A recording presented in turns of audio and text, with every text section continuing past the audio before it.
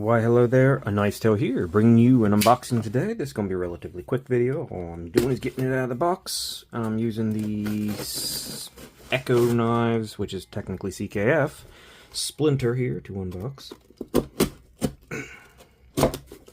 If you hear anything in the background, that is possibly dog, possibly other stuff moving around.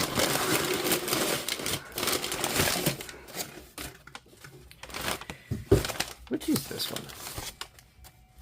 Okay. This is coming from DLT. It's the latest Jack Wolf knives. I believe this is called the Scuffle. I wasn't sure about checking this one out, but I figured I checked most of them out, and this one looked interesting. That's a possum. It's a collaboration with Niche Designs. Standard Pog. Little twin shooter there. I do kind of miss the fact that they used to give slips with their knives, but I can kind of understand it on these more modern knives where they're not even, trying to be slip joint knives. So I got the black Kieranite here.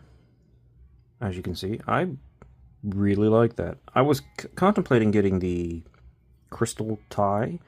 However, I already have a crystal tie Jack Wolf with the Bionic.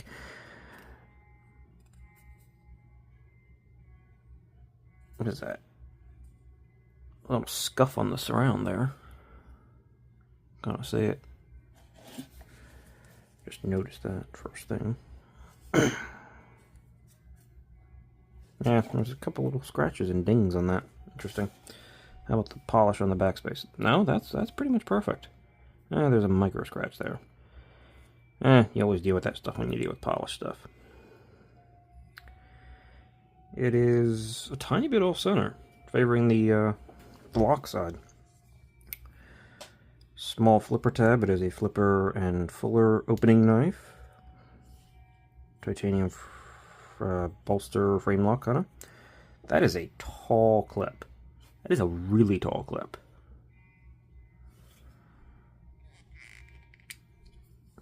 Let's get it open. It flicks well. It is thin clip point, like a lot of Jack Wolf knives. I'm assuming that's Niche Design logo. And of course Jack Wolf's. There is a decent amount of oil in here, which I've never actually seen on a Jack Wolf before. I wonder if they had someone else make this one. Not a ton of luck. Hey, so I was doing an unboxing and I realized that the video seemed to cut out. So I've unfortunately gotten through the unboxing of this Jack Wolf knife Scuffle. This is an interesting one. It is not a traditional or modern traditional take. It is a flipper and reverse flicking fuller. Can you? I wonder. Yeah, you can.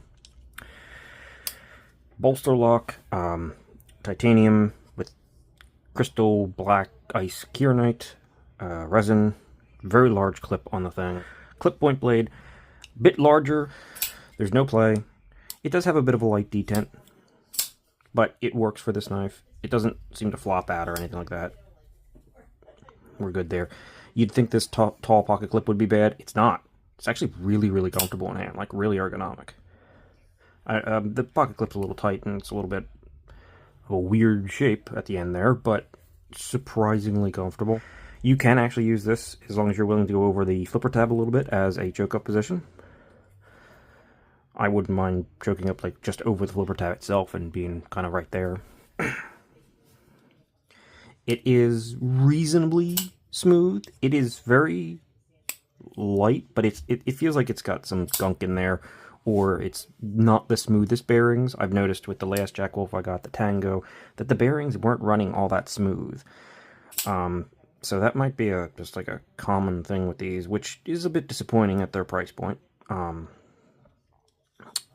The lock access is actually surprisingly good, especially for a Jack Wolf knife, because they're usually very thin and tight, but this is thicker and a big bowl, very nice there.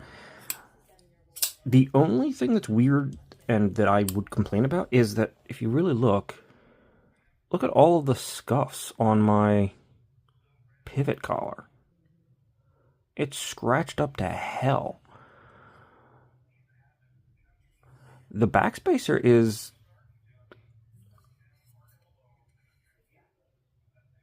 not really that much. Like, the backspacer is nice and polished, but the pivot collars, which should be polished, are really kind of funky here. I may even reach out to Jack Wolf to see if they have like an extra pair of pivot collars that they can send out or something like that.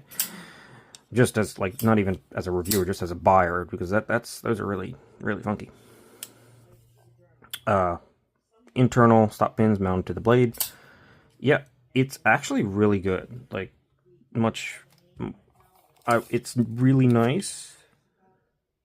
3.5 inches of blade, definitely one of the largest knives they've ever done. Quite interesting. I'm just going to see how this action breaks in, and I guess this will serve as the whatever of the unboxing I can't salvage. So, look forward to seeing more. This is an interesting one. See you later.